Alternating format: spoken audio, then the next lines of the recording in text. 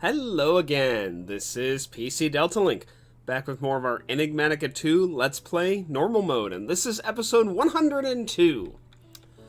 Alright, it's going to just be nightfall here at our base, and we got a couple things we're going to do today. This is the last day I'm planning to work on blood magic with you guys, at least anything that I'm planning to cover on it, but we got a couple things we're going to do first to kind of finalize out what we've done. So one of the first things we're going to do is, you might see all these ritual stones here. This is something I've been working on and testing out to see how big it was. It ended up being actually bigger than I thought it would be.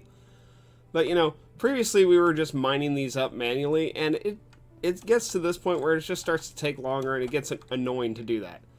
So we're going to make something called the Ritual Dismantler, and hope it works like it says on the title of it. Because I've checked the recipe, it's not that expensive.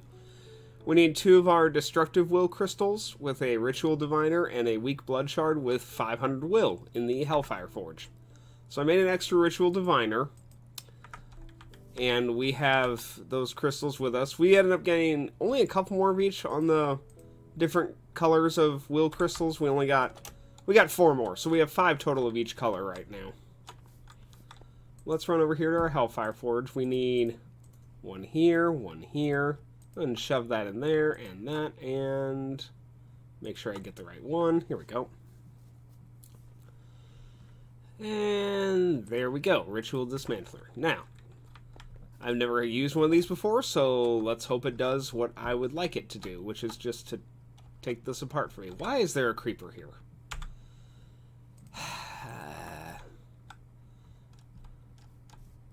Go away. Okay, so let's see here. Oh, yeah, that worked really well. Okay. I thought I was got to hold it and click repeatedly like you do and you have to assemble it, you know? Okay. Well, cool. That works perfectly. Alright, so what we're going to build today... game, thank you. Jeez, the lag. Alright, so what we're going to build today is what that ritual was exactly, which is the Well of Suffering. Now, what this ritual does is it actually damages mobs that get close enough to it, and if there's a blood altar close enough to those mobs, it will dump the essence from the mobs into that blood altar that it detects. So we're actually still full because I was working on some stuff. So I'm going to go ahead and just throw a piece of stone in here, let it start getting to like the really high tier slates, and it can start draining some life essence out of it that way. So we've cut a hole down here to get underneath here, and I've done some testing, and we do have enough room to set this up down here. So I'm gonna take away these torches for right now because I don't know where the blocks are going to go compared to where the torches are. But if I measure the distance properly, this should be okay to set this here. Now, we've already got our Ritual Diviner Dusk set on the Well of Suffering ritual. So I'm just going to hold right click and see if it'll build it. We should be good to go. Okay. Yeah, that looks good. Should have... Oh. There we go. Okay, that's all of it. Yep. Everything's built now. I can't see if I try to right-click it anymore. Nothing's happening. So yeah, I've got it all here. Oh, that fits just so. Alright, yeah, that's the Well of Suffering setup. So now we're going to... Where's my exit out of here? Oh, it's right here. Okay. Just want to make sure I can actually still leave. Alright, so let me go ahead and... Well... There we go. How's this doing? Oh, good. We're down to 50k already. So let's get our spawner active up here. If I can reach it. There we go. Just throw our octatic capacitor back in here. And it's not daytime. I made sure to do this at night so where they wouldn't be getting hit with, you know, the little bit of sunlight damage they were getting beforehand. It's alright, let's see what happens when we turn this on. I'll let this finish creating first, and then I'll pull it out, whatever this comes back to. Oh, seriously? Where did you even come from?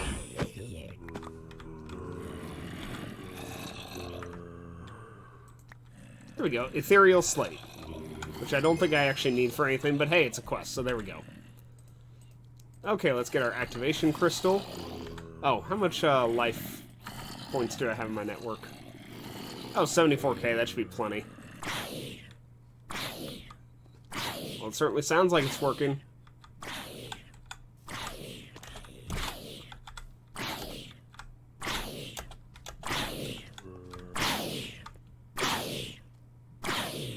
Yeah, and it's pumping all that blood into the ritual. Oh my gosh. That worked really well.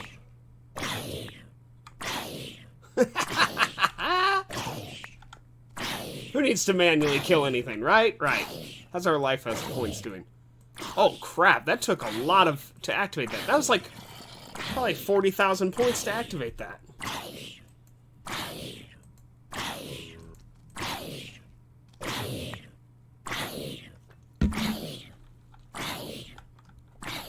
So yeah, that works really well for just filling up your blood altar on its own.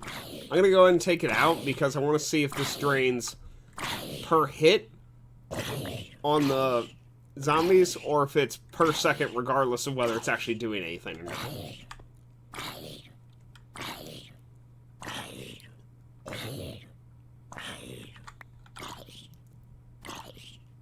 That just does 1 damage at a time apparently. Okay. No, our life points are no longer drained, so it is per hit that it decreases. That's good. So it doesn't just constantly drain our life points for just willy-nilly. So yeah, that works really great. It fits quite nicely under the blood altar. So we can just close that up if we want to. And yeah, if we ever need more life points, we can just turn that back on again, and it will automatically kill them slowly and put their life essence into the altar. The ritual is affected by our runes of sacrifice, so these still do affect the ritual, which is great. The book gives, I don't know the exact dimensions, but the book gives you how far the range is. Oh, here it is. So yeah, it damages all entities at a 10 block radius. Places the health into a connected altar. It will look for a blood altar within 5 blocks horizontally or 10 blocks vertically. So yeah, that's how it is able to know where to put it. So yeah, it's really cool. One of the most useful rituals there is probably, just to make automatically killing those things easier. Where I don't have to stand there with the dagger of sacrifice and, you know, kill them slowly. So yeah, really great ritual. Took a lot of ritual stones. That was like 36 ritual stones to set that up. I did have to make more. I actually didn't have enough previously. I'm not planning to do some of these other rituals, but I'll kind of talk about them briefly real quick. So for instance, Ritual of the Living Evolution. We talked about living armor in the past and how we'd used it briefly, how you can upgrade its skills and whatnot, how it got like faster running speed and jump height and all that, but it has a certain amount of upgrade points. But this Ritual of the Living Evolution increases those upgrade points up to 300. And it's a very simple ritual, apparently. Just activate the ritual and step onto the Master Ritual Stone with an equipped set of living armor. And it costs 50,000 life points to activate, which is a lot. Okay, let's see. There's a couple other ones I want to talk about on here. Yeah, I got that one. This one was interesting. Hem of Siphoning. Used to siphon liquids in the world around or below the ritual into an appropriate container above the Master Ritual Stone. So you could use that to, say, drain lava from a place. If you needed lava to power something for whatever reason, you could set this up in the nether and, you know, drain lava out of stuff. I do like this part. Liquids in the world are replaced with stone to prevent flowing liquids that could cause performance issues. Really freaking nice. There was a pump that used to do that same thing. I haven't seen it for quite a while, and I'm pretty sure this pack doesn't have it. Yeah, it does not. There was a pump, and if you all have played modded before, you might have heard of this pump, but the Ender Thermic Pump used to do something similar that it would siphon up liquids and replace them with cobblestone. I think it was cobblestone. Might have been smoothstone. Either way, it did the same thing. But it ran off power instead of a ritual. So let's see. There's a couple other rituals I wanted to discuss briefly.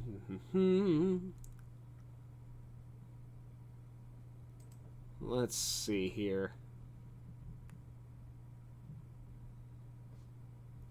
Oh yeah, Laying of the Filler. This was one that I was looking at as well, briefly. So this ritual takes items from a connected chest, such as on top of the Master Ritual Stone, and it places the blocks within the ritual, which is a radius of 2 on the same level as the Master Ritual Stone. It gives the example here that I did like, that it could be useful if you're trying to lay out saplings for a tree farm, or if there's other blocks that must be placed. 50 life points per successful operation. Also a pretty cheap one.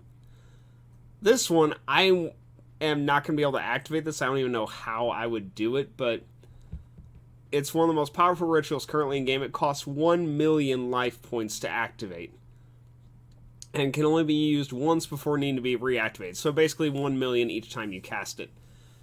The ritual, once specific sacrifices are made, pulls a meteor from outer space and causes it to plummet towards the ground, causing a large explosion once it hits something solid. And I like this too, because these meteors are not from the overworld, they can hold a rich ore density never seen anywhere else. So you can use these to get, I guess, ores from other planets, if your mod pack has those. In this case, ours does.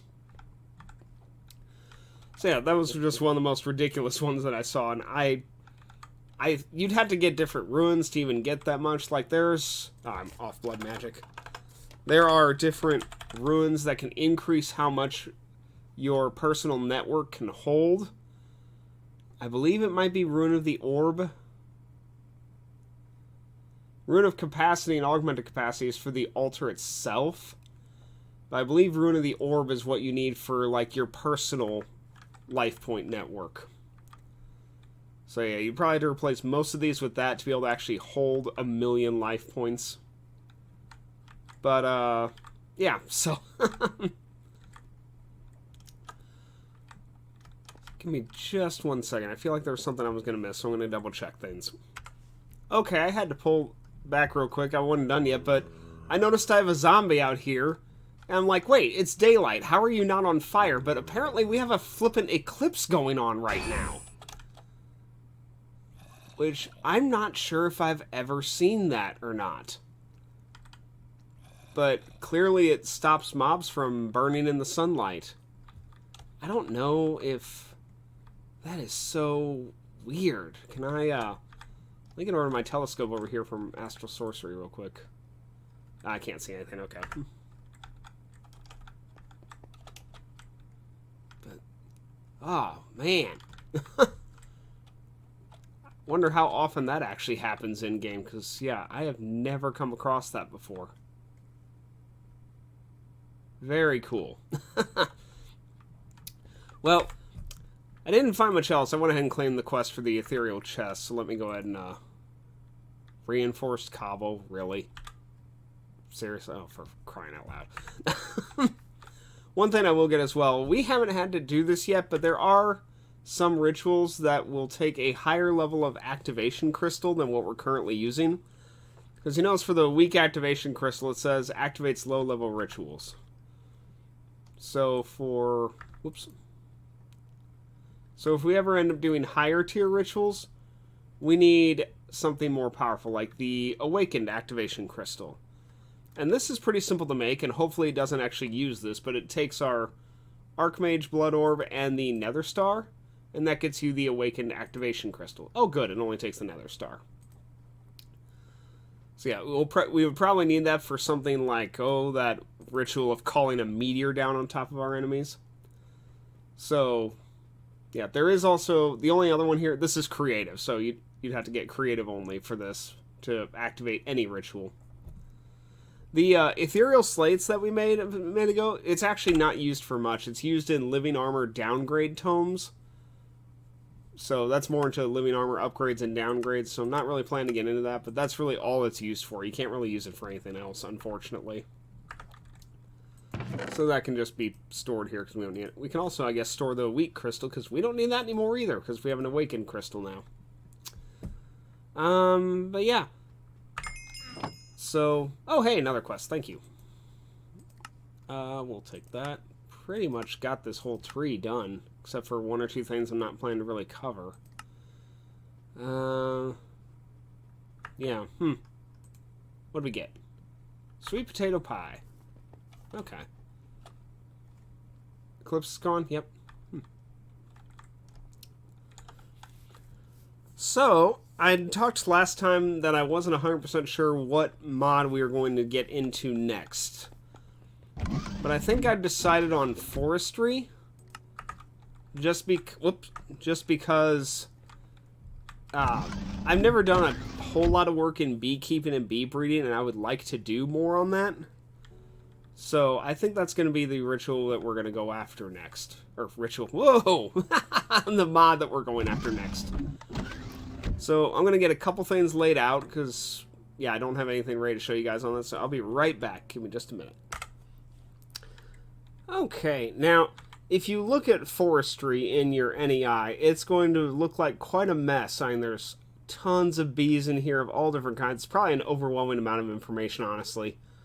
And then there's all these other things. It's like, what is all this? You got a bunch of trees and pollen and butterflies and just caterpillars, just insane amount of stuff. And finally get to stuff that's like, oh, okay, here we're starting to see stuff that's more normal. But, yeah, we're going to make a couple things, and we are not covering all this stuff. I'm only covering bees using this mod, and then Gendistry going to be getting into that as well. I know nothing about, you know, larvae or tree breeding. This mod has tree breeding in it. And pollination with flowers. I know nothing about butterflies or caterpillars or cocoons. None of that. We're not going to cover any of that on this. And then there's all these different kinds of wood as well from all those different trees. So that's most of what you're seeing on the NEI here, why there's 30 pages of this stuff, is just because there's a lot of stuff, and most of it we're not going to use. We're also not going to get into farms. Forestry does add some farms and like ways to create kind of larger scale farms. But the problem is, Forestry is one of the oldest mods that I'm aware of. It's been around pretty much since Minecraft has been modded.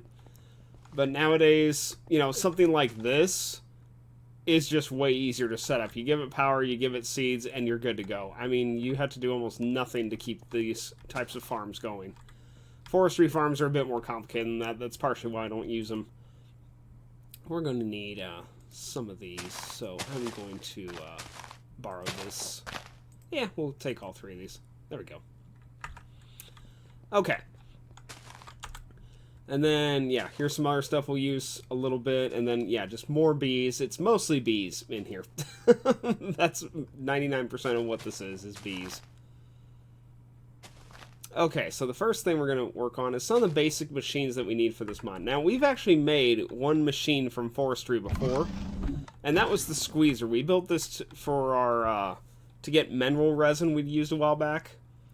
So, we already have one of those, which is good. I don't need another one. This sturdy casing, which is made by 8 bronze around your crafting grid, is used in a lot of machines. Thankfully, I actually already had a couple, so I don't need these. I'm guessing, these were just sitting in my network. I'm guessing I got these from quest rewards, from the item loot chests, because I really haven't made these beforehand. So we're going to start with this recipe. We get more bronze. Use a lot of bronze early on in this. So more bronze, 6 bronze, 3 on each side, glass at the top and bottom, and your sturdy case in the middle gets you the carpenter. And you're going to want 2 of these just because these take different liquids, and one you're going to pretty much have hooked up to water, and the other one you're going to be using for what's called seed oil, which we'll get to that in a few minutes. For the one that takes water, I'm just going to throw this right here, and you see our pipe just connects to it, and it fills up with water. So this will use water for a lot of its different crafting recipes. For this one, we'll kind of get this, so we'll just throw it right here. Sure, why not? These these machines do require power. So go ahead and give them a little bit of power so they can run. There we go. So these are just some of the basic things we need to get started. We're also going to need seed oil I talked about. So to get seed oil, you can use almost any crop seed to get this, but obviously wheat seeds are probably what you'll have the most of. So all you do to get that is drop them here, and you'll see we are getting seed oil. You do not get much per operation. It's only 10 millibuckets per seed. So thankfully you don't need a ton of this, at least starting out you don't. But this can be very annoying to get just because of how little you get per operation from something like this. So for now I'm going to leave, that might be enough for our purposes. For now we're just going to leave it at that. And then, let's see. We're going to need this in our carpenter eventually, but for right now... Well, actually we can just go ahead and put it in there, because yeah, you can kind of see it already. So let me get our mechanical pipe. And then I need my tool. Set this to pull. Oh, crap. My mouse has been clicking extra lately. It's been annoying me when it does that. Okay, yeah, there we go. Seed oil. I'm actually going to do this. Let me have the other carpenter. We're just going to put that attached to that. So now if you look on our carpenter, the seed oil is just going directly into the carpenter, so we can use that for the purposes we're going to need that for shortly. But let's get into starting with bees, because that's the main reason we're doing this mod, is so we can get started in bees and bee breeding and all that. So the first thing you're going to need is a scoop. This is used to, well, it says right there, break hives and collect bees. This is made with 6 sticks and a piece of wool. You're going to want more than one of these. The durability on these is complete crap. So you will go through multiple of these. And you're also going to want some storage space to hold bees. We have enough here. We don't need a ton for this little bit. Another thing that might actually make it easier to find them is skip to nighttime. Because actually, it's easier to see hives at night if you don't already know where some are. Because hives actually give off a glow that you can see. Yeah, here's one right here. You can see the glow of the hive kind of illuminates the area. So you just mine this using, like, you would break a block, but just having the scoop in your hand. And there we go. So we got unusual princess, an unusual drone, and our scoop took damage. Oh, and you also get a piece of honey, honeycomb. And there's all different kinds of honeycombs, but yeah, you get one of those from there. All right, there's some... I know we passed over one. I'm looking for a different one. Here we go. Meadows Hive. This is one I want. Okay. Meadows Drone and Meadows Princess. Ignoble stock. That's bad. Pristine stock is good. Ignoble stock is bad. So just keep that in mind. And apparently our painted cobblestone has crapped out on us on some of our spots here. That's unfortunate. I was going to say, I know there was a hive. Oh, it's an unusual hive. Okay, I need... Is this a Meadows hive? There's particular hives I'm looking for right now. And something else you probably just noticed, but these bees do not stack at all. The drones do, but the princesses do not. So that's why I said you're going to want some inventory space for this. Resonating. Modest. Yeah, I'm really after just a specific kind of beehive right now. Let me go ahead and throw these in my bag. And I guess I can throw these in here too. But see, in a place like the desert at night, you can just see so many beehives that are around. Because they light up so well and just really just make it very easy to find them. Yeah, I need a forest bee. That's the main one I'm looking for. Not the resonate one. What is this? Oh, that's lava. But yeah, this is why, like I said, it is easier to find these at night if you're looking around for them. Oh, what's this? What's this? Unusual? Unusual.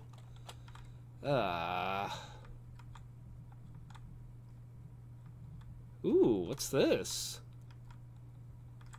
That is a flippin' huge mountain. Holy cow. Oh, not very big, though. I thought it'd be bigger than that.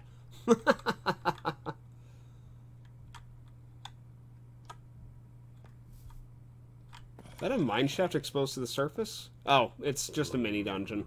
Well. Ender orb. Drill core. I know there's not much here that we probably need, but I'll still take the stuff just because.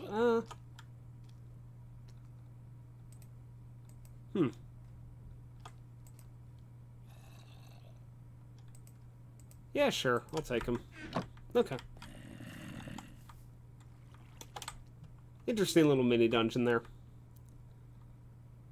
What is this? That's smooth sandstone. Oh, that, can I toggle that off? Oh, there we go. Thank you. Okay. I've never seen these before, and I have no clue what these are. Or why they're here.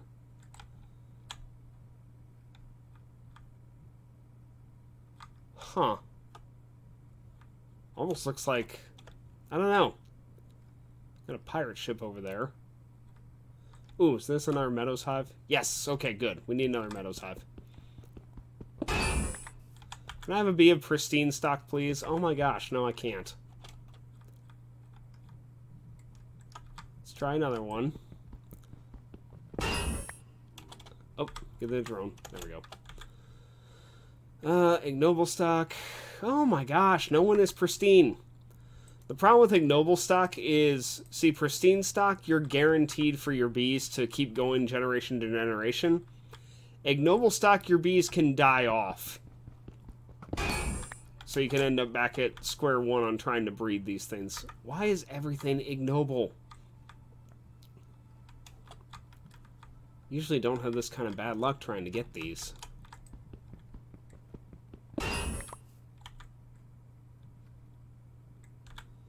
Yeah.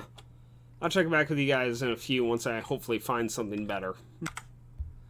Actually, I just glanced at our time. We are almost out of time for today, but there's one other thing I can show real quick, because when I updated the mod pack, I forgot to transfer over my map points, so all my waypoints are gone. But I did find something that I can show you guys, and I really need to be in daylight to get this. Hang on a second. Okay, sorry about that. Alright, so something else you can find if you're just getting started in forestry is some villages, not all, but some of them will also have a forestry house in them. These are normally easily spottable at a distance because they will have wood that is from one of the forestry trees. You can see this is paddock wood. Sure, we'll go with paddock wood. They'll also... he's not here. There's sometimes a beekeeper villager you can trade with. Yeah, they'll usually have... Ooh! A pristine stock Meadows Princess. Yeah, here, take these ignoble stocks. I'll take the pristine one, thank you very much. Common drone is good. Another pristine stock. Some honeycombs.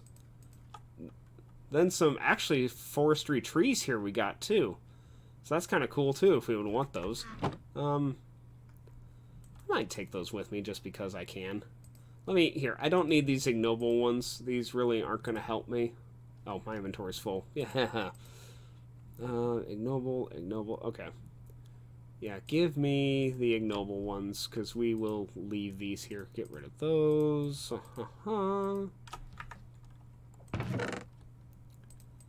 Okay. We'll take the scoops, too. And just for the heck of it, I'll take the saplings. But what's out in his backyard is what we're really here for. These are bee houses. And you can craft these yourself. And in fact, you'll need to most of the time. But you can also... Oh, we already got some honey in this one. We also can use the... Oh, it's a Forest Queen Pristine. Yes, this is what we need. You can also wait for these to use up their bee, and then you can take the bee after that gauge runs out, basically. And you can also grab these because they will save you from having to build your first couple houses. You can just use the ones you get from that. Oh, I think this is the guy right here. Yeah, so see, this guy's kind of the bee trader. I hear a zombie. I'm just looking around there. You can get different honeycombs from him. Silky comb's actually really good. I might have to come back to him later. Yeah, in fact, I will get those from him. Yeah, because silky combs are kind of hard to get. I've never actually gotten a hold of them before. They're from a specific bee, but they're used to make some nice stuff. So yeah, the villager that has the yellow outfit on, and says career apiarist. So yeah, that's who you're looking for. That's the owner of that lovely house right there. So alright, let me jump back to base real quick. My, like, 3 or 4 waypoints we got. So that's the basics of how you get bees. Yeah, don't ever mine them with just your pickaxe. But you notice we only broke like 5 or 6 hives, and our scoops are actually on the down, almost pretty close to breaking. That's why I said these things really don't last long. There's a couple mods that do add scoops. Like, I believe... Oh, let me check here. I think there's a Thaumic scoop from Thaumcraft, maybe? There's a Scooperator from Gendustry, and a Mana Steel scoop. I thought there was a Thaumic scoop. Maybe that's an older version of Thaumcraft that had that. Yeah, because I'm not seeing that now.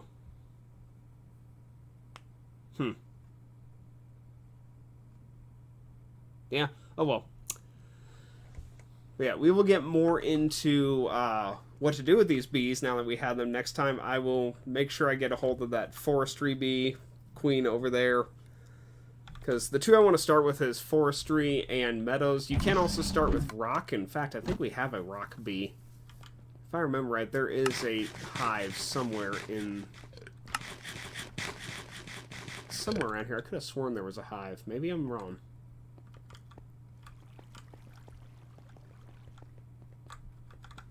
Well, if there is, I'll have to find it some other time. Because we're already past our time. But thank you all very much for watching.